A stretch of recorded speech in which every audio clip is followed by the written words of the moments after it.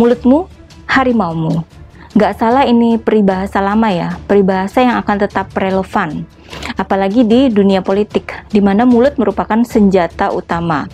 Spanduk iklan, selebaran, dan sarana lainnya itu hanya membantu. Yang utama adalah apa yang telah diucapkan. Sebagai sosok yang telah berumur, apalagi sudah pernah menjabat sebagai presiden selama 2 periode, SBY harusnya mengajarkan pentingnya menjaga ucapan. Tapi ya mau gimana, ambisi masih menggebu, masih merasa ingin dieluk-elukan publik sebagai orang penting di negeri ini. Kata-kata pun dimainkan sedemikian rupa, disusun agar menjadi bulan-bulanan berita, agar publik heboh dan gaduh. Mungkin tujuannya menggertak ya. Namun apa daya, hasilnya justru sebaliknya. Dihujani kritik balik sampai terpojok. Dosa-dosa lama pun tergali dan terbongkar. Bahkan agenda rahasia, agenda sebenarnya juga turut terungkap, bikin partai jadi kelimpungan. Saya ingin mengucapkan banyak terima kasih kepada Pak AHY. Kenapa? Karena dengan pidatonya Pak AHY ini kemudian membuat saya mengerti, membuat saya tahu bahwa isu gunting pita yang sudah dari dulu dihembuskan untuk mengkritik, memojokkan pemerintahan Presiden Insinyur Haji Joko Widodo ternyata bersumber dari Partai Demokrat. Jadi isu gunting pita ini bukan baru saja muncul, ya. Sejak awal pemerintahan Presiden Insinyur Haji Joko Widodo yang ditandai dengan keberhasilan demi keberhasilan dalam proyek apapun yang dikerjakan oleh pemerintah, ada pengeresmian proyek yang ini, muncul isu Jokowi hanya gunting pita. Ada pengeresmian proyek yang ini, muncul isu Jokowi hanya gunting pita. Nah, sehingga saya katakan saya perlu berterima kasih kepada Pak AHY karena dengan pidatonya Pak AHY itu membuat saya mengerti bahwa isu gunting pita itu ternyata datangnya dari Partai Demokrat. Jadi nggak fitnah lagi ya, karena diucapkan oleh Ketua Umum Partai Demokrat itu sendiri.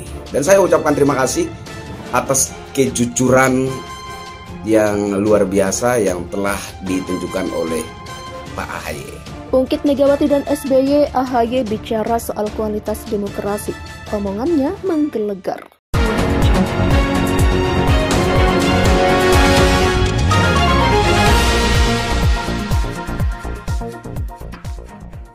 Ketua Umum Partai Demokrat Agus Harimurti Yudhoyono kembali mengeluarkan pernyataan terkait dengan kondisi perpolitikan di Indonesia. Dirinya mengatakan dengan tegas bagaimana seluruh pencapaian sejumlah pemimpin negeri ini telah menciptakan kualitas demokrasi yang baik, tatanan dan hal-hal yang sudah baik di negeri ini yang telah diletakkan oleh pemerintahan sebelumnya sejak era Presiden Soekarno dan presiden-presiden berikutnya hingga sekarang tentu harus dipertahankan, tegas AHY.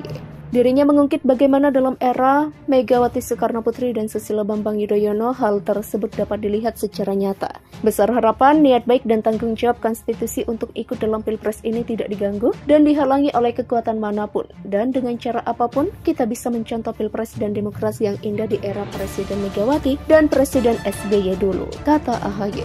Lebih lanjut, AHY juga menegaskan keberhasilan pada masa lalu tidak boleh menghalangi terjadinya perubahan dan perbaikan yang merupakan keniscayaan sebab perubahan dan perbaikan tentu memiliki tujuan, sasaran dan alasan kuat mengapa perubahan itu dilakukan. Pada abad ke-21 ini dunia begitu dinamis dan penuh dengan ketidakpastian, kata AHY. Tentunya lanjut AHY banyak peluang, tantangan sekaligus kejutan seringkali terjadi disrupsi. Sebagai akibat dari revolusi teknologi, ledakan jumlah penduduk dan kompetisi antar bangsa yang semakin keras hingga terjadinya kerusakan lingkungan dan perubahan iklim. Kemiskinan dan ketimpangan juga masih terus menghantui negara-negara di dunia termasuk Indonesia, kata AHY. Tidak hanya mengkritisi, AHY juga menawarkan solusi dari Partai Demokrat yang sudah memiliki pengalaman memerintah 10 tahun. Demokrat menawarkan kebijakan pembangunan yang dapat membuat ekonomi terus tumbuh, membuat kesejahteraan masyarakat makin adil dan merata tanpa harus merusak lingkungan, kata AHY. Kedepan, tegas AHY, Demokrat bertekad untuk mengambil bagian dalam pembangunan ekonomi seperti itu. Karena itu, pertama, undang-undang dan regulasinya harus benar. Kedua, pelaksanaan kebijakan dan strateginya harus benar. Ketiga, manajemen dan kepemimpinannya juga harus benar.